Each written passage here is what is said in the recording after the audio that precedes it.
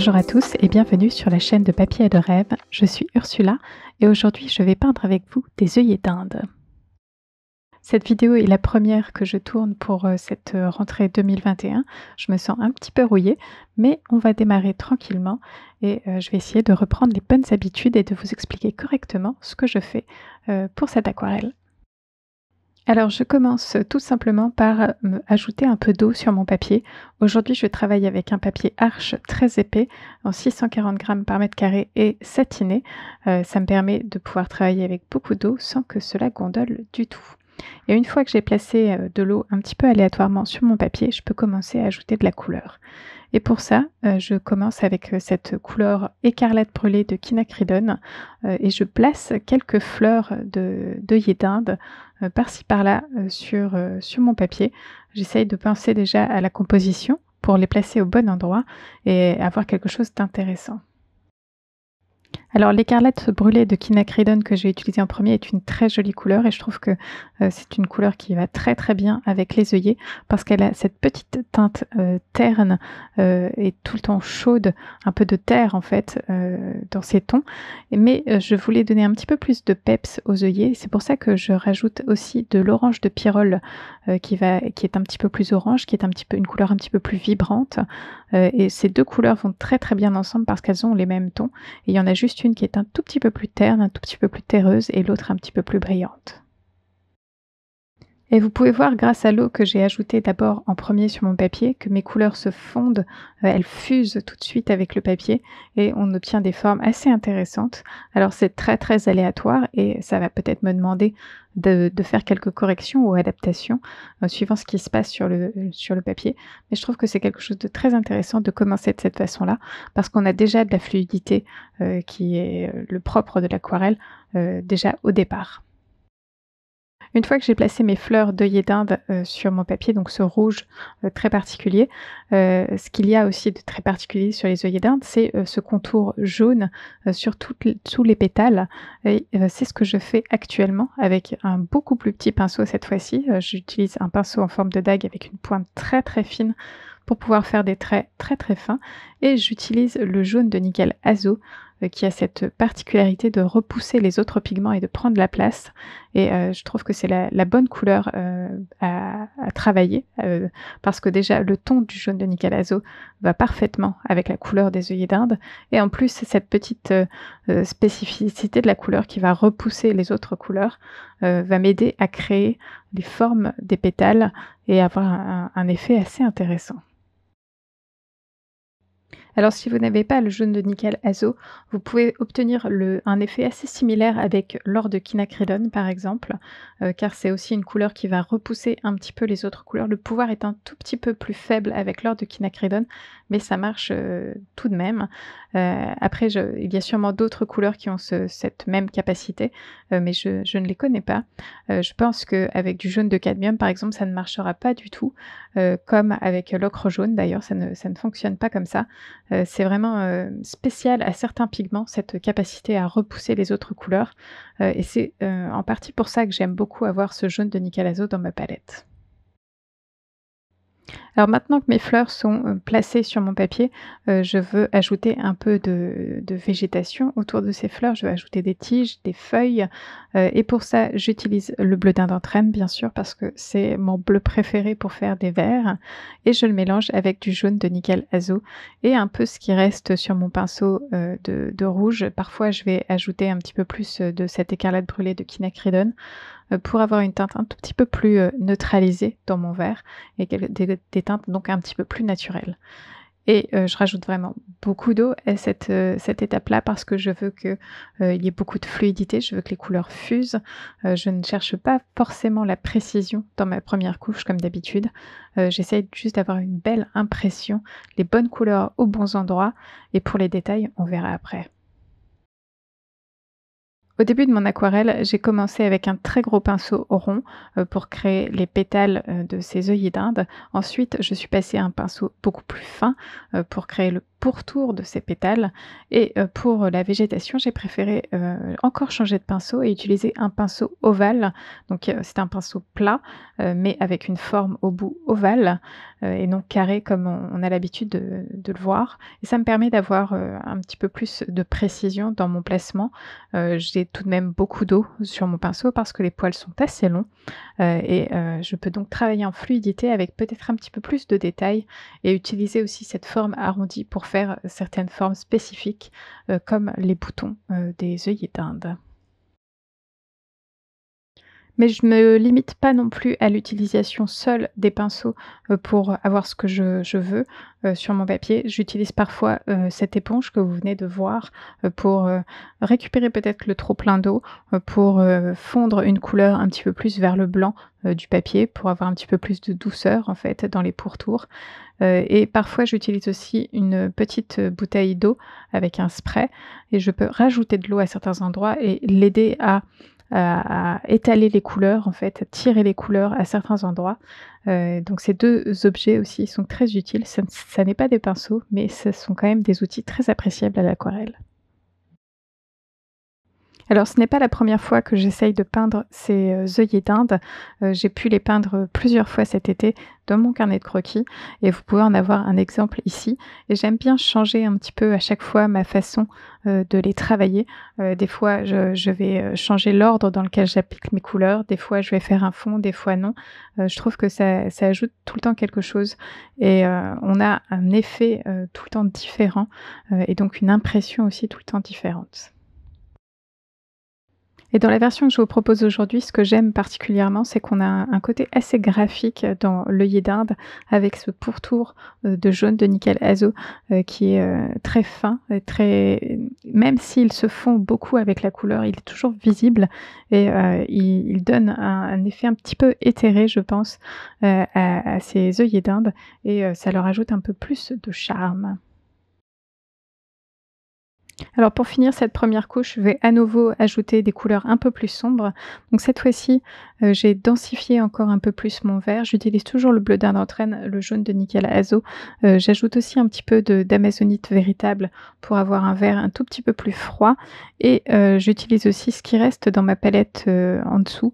C'est, un mélange de marron, et je vais peut-être ajouter aussi quelquefois de l'écarlate brûlée de quinacridone, pour juste avoir un ton un petit peu plus terne, un petit peu plus kaki, qui va bien s'intégrer avec le reste de mes couleurs parce que ce sont des couleurs que j'utilise dans le reste de mon aquarelle.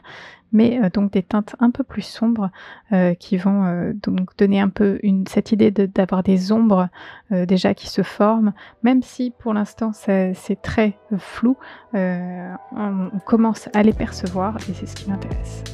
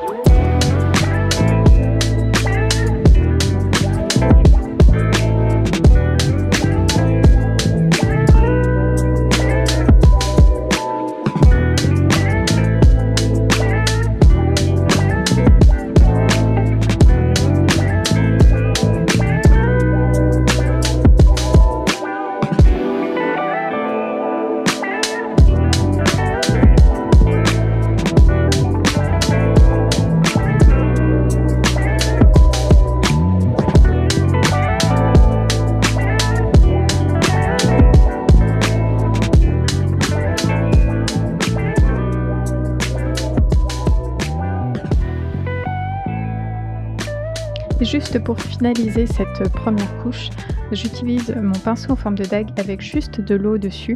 J'essaye de le rincer aussi régulièrement parce qu'à chaque fois que je le promène sur mon papier, je vais récupérer un peu de pigment.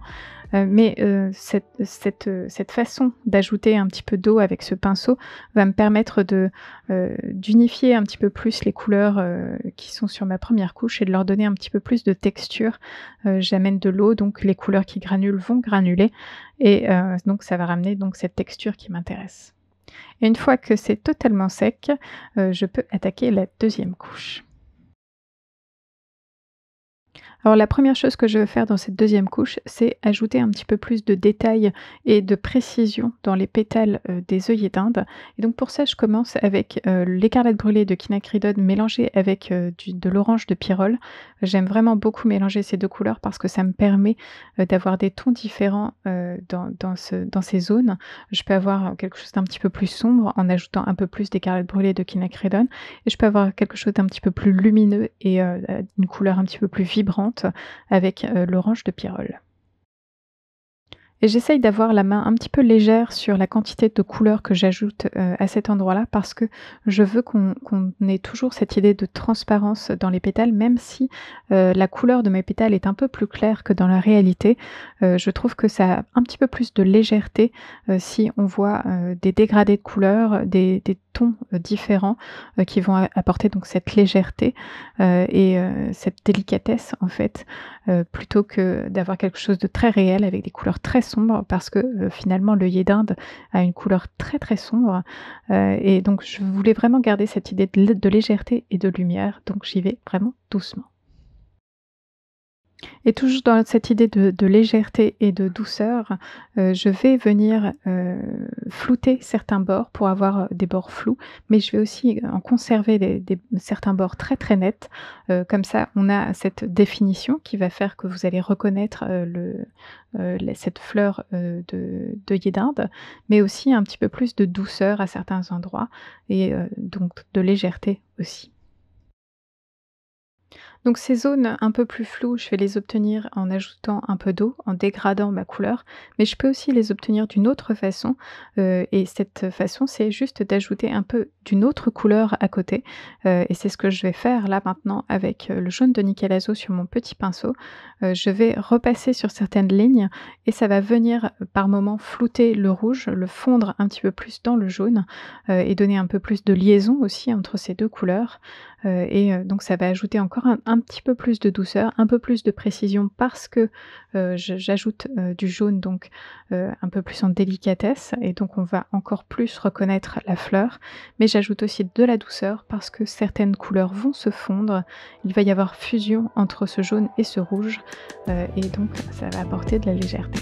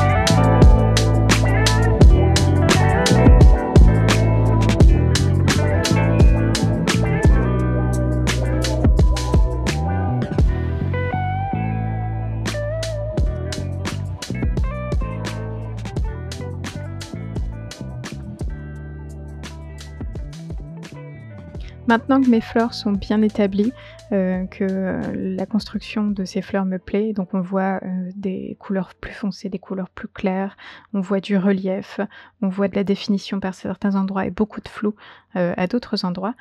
Il est temps aussi, d'ajouter un petit peu plus, de tout ça, dans le feuillage parce que, il n'y a pas que les fleurs, il y a aussi le feuillage et pour ça j'utilise mon pinceau en forme de dague très fin pour avoir vraiment toutes ces petites, lignes qui vont se créer un peu d'elles-mêmes parce que les poils de ce pinceau sont très, très longs et ils sont très difficiles à maîtriser, ce qui fait que, ils vont avoir des mouvements un peu aléatoires sur mon papier et c'est ce que je recherche pour créer, cette impression de végétation. Et même s'il y a beaucoup de mouvements aléatoires, j'essaye, aussi d'avoir un petit peu plus de précision sur certains points, des œillets d'Inde qui, sont importants pour moi pour les reconnaître. Il y a donc les boutons, vous pouvez en voir 2 en haut de mon aquarelle.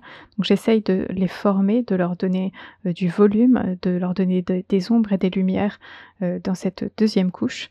Mais il y a aussi, la base de la fleur qui est en fait le bouton, qui a donc éclos, qui est assez particulier aux œillets d'Inde parce que c'est une base assez épaisse et j'essaye de, bien, l'attacher à ma fleur à chaque fois pour qu'on voit qu'il y ait bien quelque chose de solide qui tient cette fleur, et donc j'essaye pareil de lui donner du volume, des ombres, des lumières, pour qu'elle soit bien reconnaissable et qu'elle ait, un peu plus d'impact. Et pour les couleurs de ces verres, je reste toujours dans les mêmes couleurs. C'est du bleu d'Indentrène, du jaune de Nicalazo, un petit peu d'amazonite véritable de temps en temps pour avoir, cette couleur un petit peu plus froide et cette couleur surtout qui granule. Et parfois, je vais aussi ajouter, un peu d'écarlate brûlée de quinacridone, mais réellement un tout petit peu, juste pour éteindre la couleur, lui donner un petit peu plus de teinte sombre, et qui va m'aider donc à créer, ces ombres et ces lumières. Et presque à chaque fois que je reviens chercher de la couleur dans ma palette, je vais ajouter, un peu d'une couleur. Parfois ce sera un peu plus, de jaune de Nicalazo, donc je vais avoir un vert un peu plus jaune, un peu plus lumineux. Parfois ce sera un petit peu plus de bleu d'Indentrène et d'amazonite véritable, donc je vais avoir un bleu, un vert pardon, un peu plus, bleuté, un peu plus, vert froid. Parfois ce sera un petit peu plus d'écarlate brûlée de quinacridone, donc un peu plus sombre. Et je vais alterner tous ces changements de couleurs jusqu'à ce que j'obtienne, ce que je souhaite, qu'on voit bien, les ombres et les lumières dans, mon image parce que c'est ce qui va donner de la vie à mon sujet.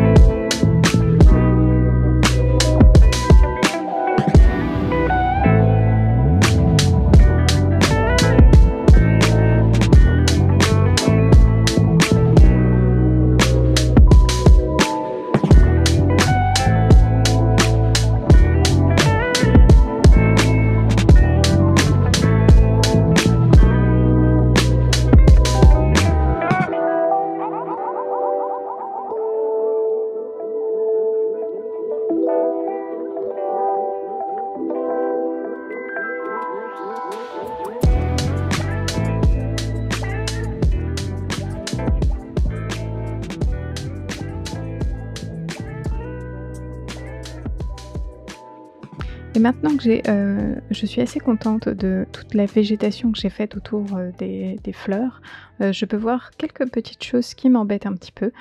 J'ai beaucoup d'ombre et de lumière dans mon feuillage, mais je trouve que mes fleurs sont un petit peu plus plates. Mais je vais remédier à ça en ajoutant encore un petit peu, d'écarlate brûlée de quinacridone. J'essaye de concentrer la couleur, donc je n'ai pas beaucoup d'eau dans mon pinceau et j'ai beaucoup de pigments, ce qui va me permettre de juste ajouter quelques pointes un peu plus sombres, qui vont donner tout de suite un peu plus de volume, un peu plus de contraste à la fleur et la rendre un petit peu plus réelle. Ce sont des choses que, je dois équilibrer un peu à la fin d'une aquarelle parce qu'en fonction, des contrastes que j'aurai élaborés dans la végétation, je vais peut-être en avoir besoin d'un peu plus dans les fleurs. Donc je me laisse toujours cette possibilité d'ajouter un peu plus de couleurs sombres à la fin, juste pour, rendre mon sujet un petit peu plus vivant et un peu plus équilibré, de faire en sorte que, l'œil, du spectateur, voyage tranquillement autour de cette composition et ces petites couleurs sombres des fois juste attisent le regard et vous aident à voyager, dans cette aquarelle. Et cette vidéo est à présent terminée. Merci de l'avoir regardée jusqu'au bout et j'espère qu'elle vous a plu. N'hésitez pas à aller jeter un coup d'œil sur le blog pour plus d'informations sur cette image et bien sûr dites-moi ce que vous en pensez dans les commentaires. À bientôt.